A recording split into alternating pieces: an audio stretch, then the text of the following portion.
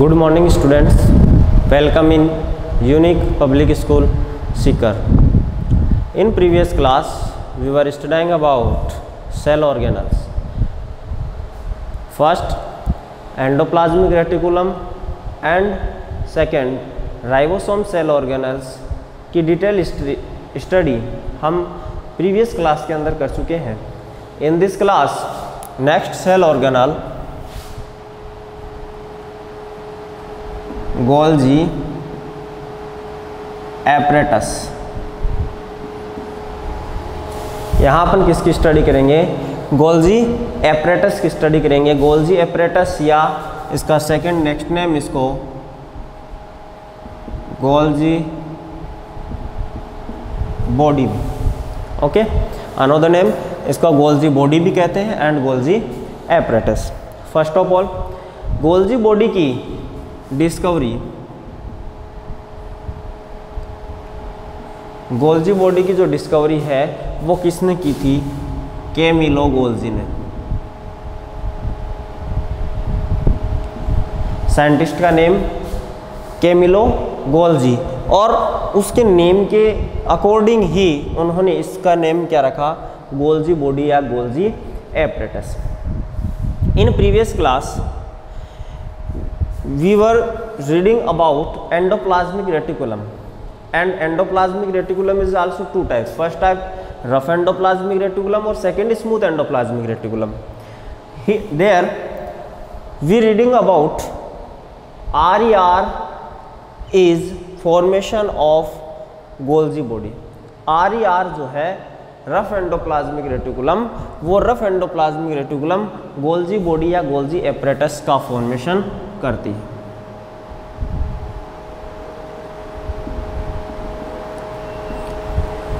Rough endoplasmic reticulum. बात करें कि जो गोल्जी बॉडी है, इस गोल्जी बॉडी की स्ट्रक्चर कैसी होती है, तो गोल्जी बॉडी की जो स्ट्रक्चर होती है वो कुछ इस टाइप की होती है. ऐसे इस टाइप के मेम्ब्रेन बाउंड वेसाइकल्स प्रेजेंट होती है. कैसे? ये होते हैं flattened sac.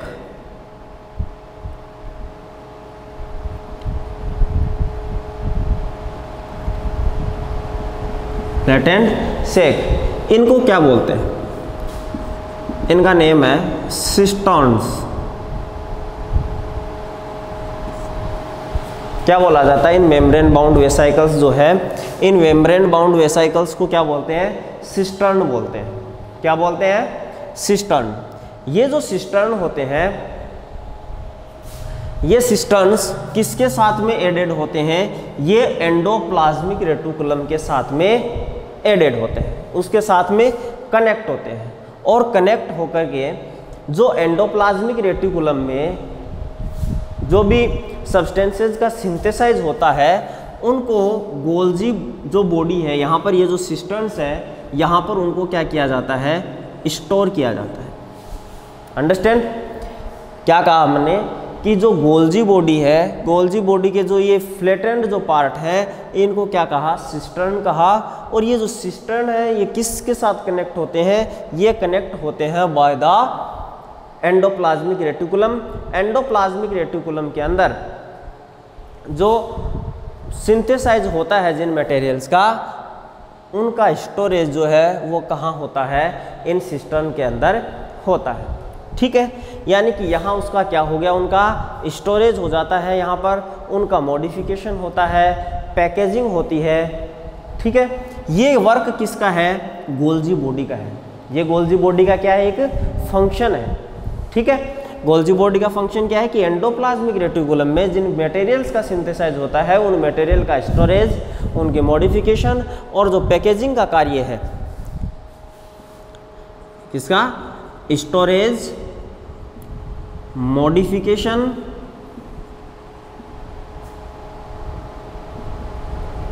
And packaging.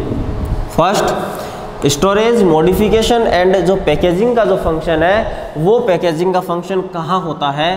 Golgi body in जो सिस्टर्न्स है यहाँ पर होता है.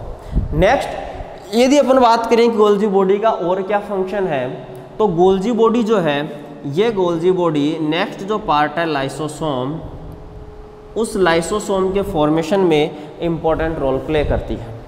ठीक है, यानी कि यहाँ पर क्या होता है कि जो गोल्जी एपरेटस है वो लाइसोसोम के फॉर्मेशन में इन्वॉल्व होती है, लाइसोसोम के फॉर्मेशन में क्या होती है, इन्वॉल्व होती है। नेक्स्ट अदर अपन बात करें कि इसका और क्या फंक्शन है, तो इसका और फंक्शन है कि यहाँ जो गोल्जी एपरेटस है इन सम टाइम, मतलब इसका एक मेन फंक्शन नहीं है, लेकिन सम टाइम क्या होता है कि यहाँ पर सिंपल जो शुगर है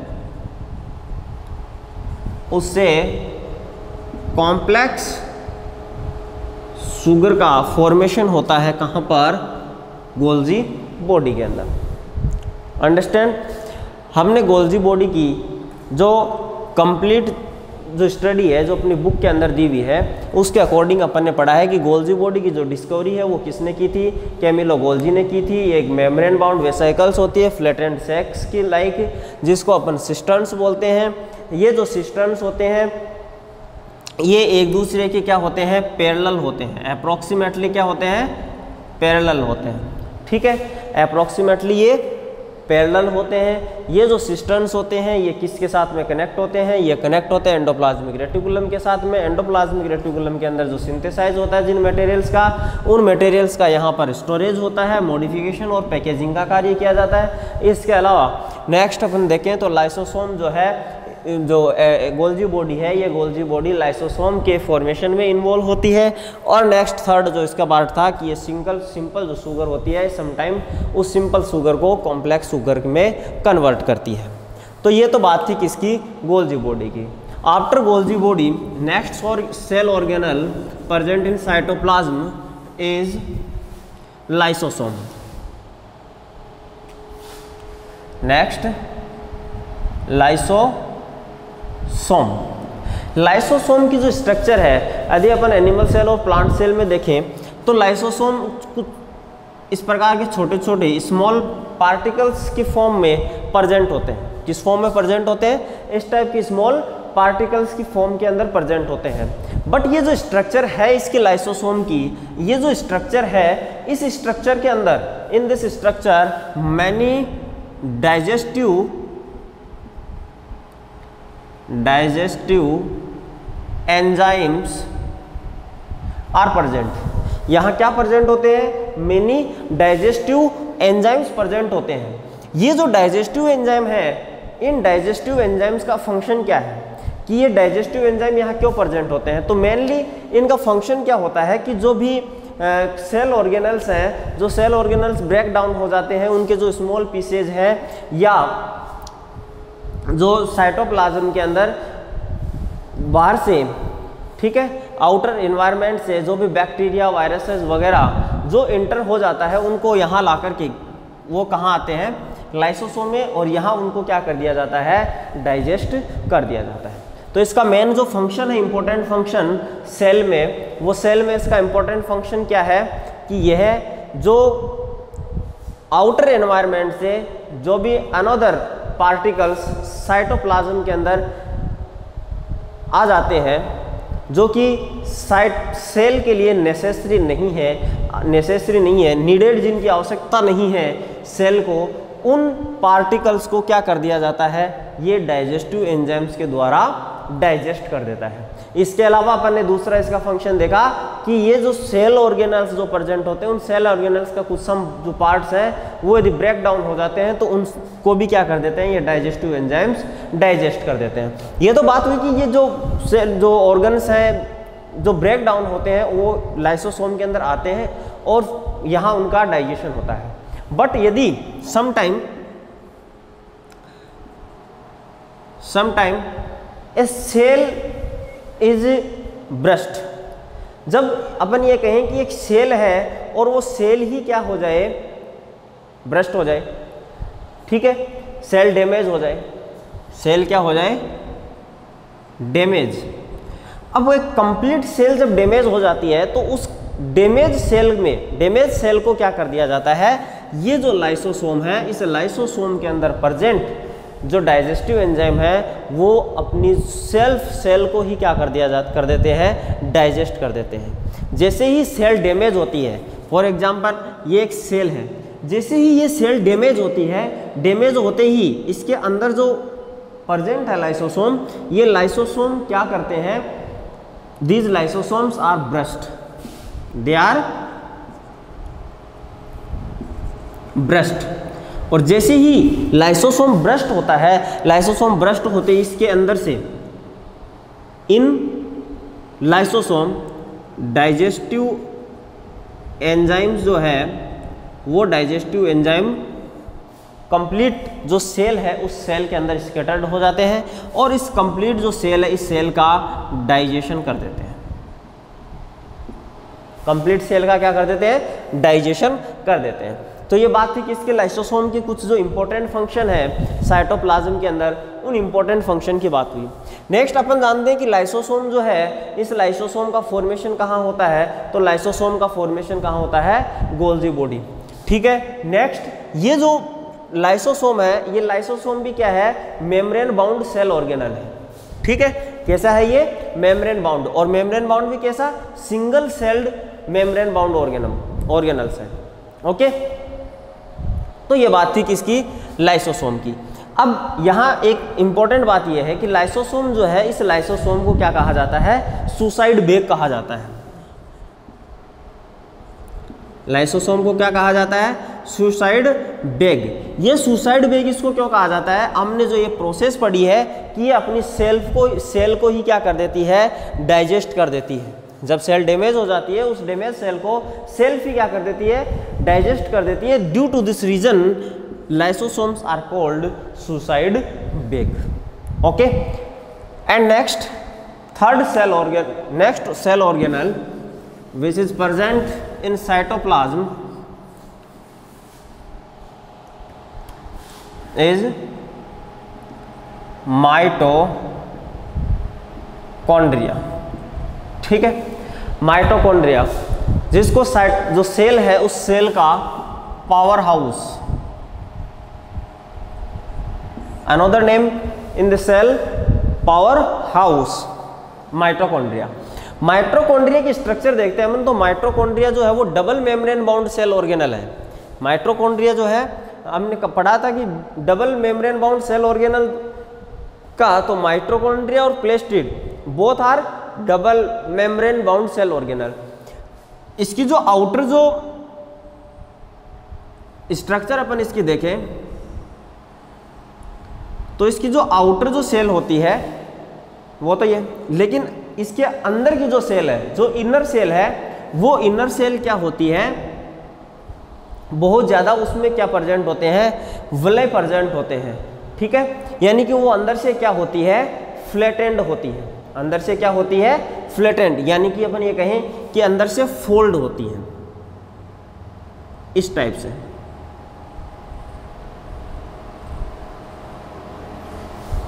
इस टाइप की स्ट्रक्चर होती है इसके अंदर। ठीक है, बाहर वाली जो सेल है, जो आउटर जो कवरिंग है, two double layer membrane bound cell organelle है। जो आउटर जो मेम्ब्रेन है, आउटर मेम्ब्रेन तो सिंपल है, बट जो अंदर की जो मेम्ब्रेन है, इनर साइड की जो मेम्ब्रेन है, वो इनर साइड की मेम्ब्रेन क्या हो जाती है, फोल्ड हो जाती है। ठीक है, और फोल्ड भी डीपली फोल्ड होती है।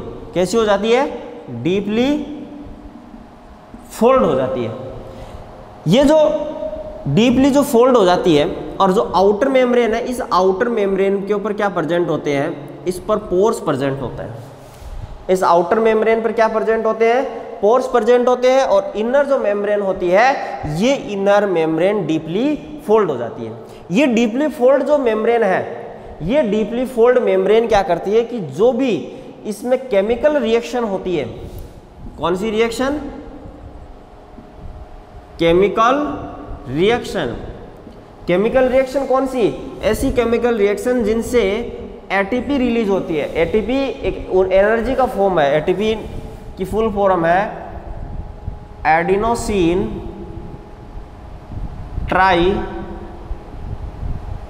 फॉस्फेट। एटीपी की फुल फॉर्म क्या होती है? Adenosine triphosphate. तो केमिकल रिएक्शंस होती है, उन केमिकल रिएक्शन से एटीपी रिलीज होती है। फॉर एग्जांपल रेस्पिरेशन की प्रोसेस है। रेस्पिरेशन की प्रोसेस कहाँ होती है? सेल के अंदर रेस्पिरेशन की प्रोसेस होती है, जहाँ पर ग्लूकोज जो है वो ऑक्सीजन की प्रेजेंस में ब्रेक डाउन होता है और वहाँ से carbon dioxide, water and energy release होती है। तो वो जो एनर्जी रिलीज होती है वो किस फॉर्म में होती है? एटीपी की फॉर्म में रिलीज होती है। ये जो केमिकल जो रिएक्शन होती है, या अपन कहें कि जो बायोकेमिकल रिएक्शंस होती है सेल के अंदर, उनके लिए ये जो फोल्डेड जो पार्ट है ये क्या कर देता है? सरफेस एरिया को इंक्रीज कर देता है। उनके लिए ये जो फोल्डेड जो मेम्ब्रेन है, ये फोल्डेड मेम्ब्रेन क्या कर देती है? सरफेस एरिया को इंक्रीज कर देती है। इसका जो फोल्डेड जो पार्ट है अंदर वाला, इसको बोलते हैं स्ट्रोमा। क्या बोलते हैं इसको? स्ट्रोमा बोलते हैं। और यहाँ पर क्या होती है? केमिकल रिएक्शंस होती है, जिससे क्या रिलीज होती है? एटीपी रिलीज होती है, एनर्जी रिलीज होती है। इसलिए इसको क्या कहा जाता है? यानी कि यहाँ मोस्टली क्या होते हैं? एनर्जी रिलीज होती है। इसलिए माइटोकॉन्ड्रिया को, इसलिए माइटोकॉन्ड्रिया जो है, इस माइटोकॉन्ड्रिया को क्या कहा जाता है? इसको एनर्जी करेंसी भी कहा जाता है। इसको क्या कहा जाता है? एनर्जी करेंसी भी कहा जाता है। ठीक है, सेल का क्या कहा जाता है? इसको एनर्जी करेंसी कहा जाता है। इसके अलावा माइटोकॉन्ड्रिया जो है, ये माइटोकॉन्ड्रिया एक स्ट्रेंज ऑर्गेनल है। माइटोकॉन्ड्रिया एक स्ट्रेंज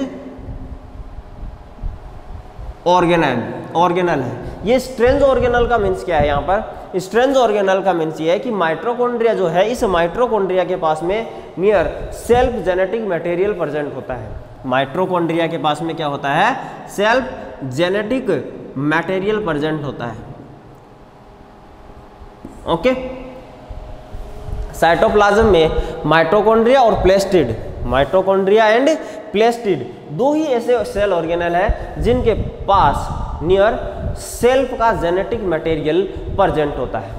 और यहाँ पर genetic material means DNA present होता है। और डीएनए की full form in previous class मैं आपको बता चुका हूँ, डीएनए डीऑक्सीराइबोज न्यूक्लिक एसिड। ये जो डीऑक्सीराइबोज न्यूक्लिक एसिड है, इसके साथ में क्या प्रेजेंट होते हैं? यहाँ पर राइबोसोम प्रेजेंट होते हैं। क्या प्रेजेंट होते हैं? राइबोसोम प्रेजेंट होते हैं। राइबोसोम क्या फंक्शन करते हैं? राइबोसोम फंक्शन करते हैं प्रोटीन मैन्युफैक्चरिंग का। ठीक है, राइबोसोम क्या फंक्शन करते हैं? प्रोटीन मैन्युफैक्चर करते हैं। ठीक है, और क्या प्रेजेंट होता है? Genetic material DNA plus ribosome. Self का डीएनए और सेल्फ का ही क्या प्रेजेंट होता है? राइबोसोम प्रेजेंट होते हैं। इसलिए यहाँ जो माइटोकॉन्ड्रिया है, इस माइटोकॉन्ड्रिया के अंदर प्रोटीन का मैन्युफैक्चरिंग भी होता है, और इसीलिए mitochondria is called strange organelle. Okay, next जो सेल ऑर्गेनल है, नेक्स्ट सेल ऑर्गेनल है प्लेस्टिड।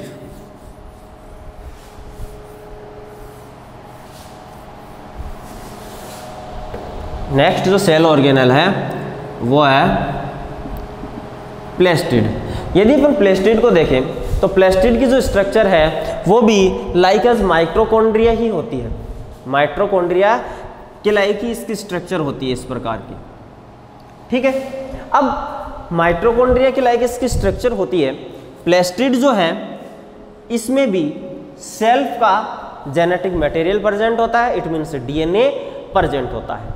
ओके, ये भी क्या है? Double membrane bound cell organelle है। कैसा है ये भी? Double membrane bound cell organelle है। अब यदि बात करें आगे कि ये जो प्लेस्टिड है, इस प्लेस्टिड को मोस्टली कितने टाइप में डिवाइड किया जाता है? इसको 2 टाइप्स में डिवाइड किया जाता है। इसके 2 पार्ट्स हैं। एक तो होता है क्रोमोप्लास्ट और सेकंड एक है ल्यूकोप्लास्ट। एक तो है क्रोमोप्लास्ट और एक है सेकंड ल्यूकोप्लास्ट। हियर एक थर्ड टर्म और आती है, और वो थर्ड टर्म क्या आती है? क्लोरोप्लास्ट। अब ये क्लोरोप्लास्ट क्या है? ये यहां 2 पार्ट में अपन ने किया इसको, क्रोमोप्लास्ट और ल्यूकोप्लास्ट। अब क्रोमोप्लास्ट का वह पार्ट, यानी ऐसे क्रोमोप्लास्ट जिनके अंदर क्लोरोफिल प्रेजेंट होता है। क्लोरोफिल जो कि फोटोसिंथेसिस प्रोसेस में इंपॉर्टेंट रोल प्ले करता है, वो क्लोरोफिल यदि जिस क्लोरोप्लास्ट के अंदर प्रेजेंट हो वो क्लोरोप्लास्ट क्या कहलाता, सॉरी जिस क्रोमोप्लास्ट के अंदर प्रेजेंट है उसको क्या कहा जाता है, क्लोरोप्लास्ट कहा जाता है। यानी कि यहाँ जो क्रोमोप्लास्ट है, इस क्रोमोप्लास्ट के अंदर वेरियस पिगमेंट्स प्रेजेंट होते हैं। कैसे क्या प्रेजेंट होते हैं, वेरियस पिगमेंट्स प्रेजेंट होते हैं, जैसे green pigment chlorophyll, yellow pigment, orange pigment, इस टाइप के पिगमेंट्स प्रेजेंट होते हैं। तो जिनमें ग्रीन पिगमेंट यानी कि क्लोरोफिल प्रेजेंट होता है उनको क्या बोलते हैं, क्लोरोप्लास्ट बोलते हैं। और जो ल्यूकोप्लास्ट है, ये ल्यूकोप्लास्ट है, यहाँ पर क्या होता है कि कुछ जो प्रोटीन ग्रेन्यूल्स हैं लाइक जैसे स्टार्च है, ऑयल्स है और अदर मैंने आपको बताया जैसे प्रोटीन ग्रेन्यूल्स हैं, तो वो यहाँ क्या रहते हैं, स्टोर रहते हैं। ओके, तो ल्यूकोप्लास्ट का फंक्शन तो क्या है, ल्यूकोप्लास्ट में जो प्रोटीन ग्रेन्यूल्स है, स्टार्च है, ऑयल्स है, these are stored here. And chromoplast जो है, इस क्रोमोप्लास्ट में क्या प्रेजेंट होते हैं, वेरियस पिगमेंट्स प्रेजेंट होते हैं like as green pigment chlorophyll, yellow pigment, orange pigment. और जिन क्रोमोप्लास्ट के अंदर ग्रीन पिगमेंट क्लोरोफिल प्रेजेंट होता है उसे क्लोरोप्लास्ट बोलते हैं। ये जो क्लोरोप्लास्ट है ये अपना इंपॉर्टेंट रोल प्ले करता है, या क्लोरोफिल जो है किसमें, फोटोसिंथेसिस प्रोसेस के अंदर, जिस वो प्लांट्स में होती है, जहाँ पर प्लांट्स के लिए फूड का फॉर्मेशन होता है, जहाँ प्लांट्स जो है वो अपने लिए क्या बनाते हैं, फूड बनाते हैं, उस प्रोसेस में ये इंपॉर्टेंट रोल प्ले करता है।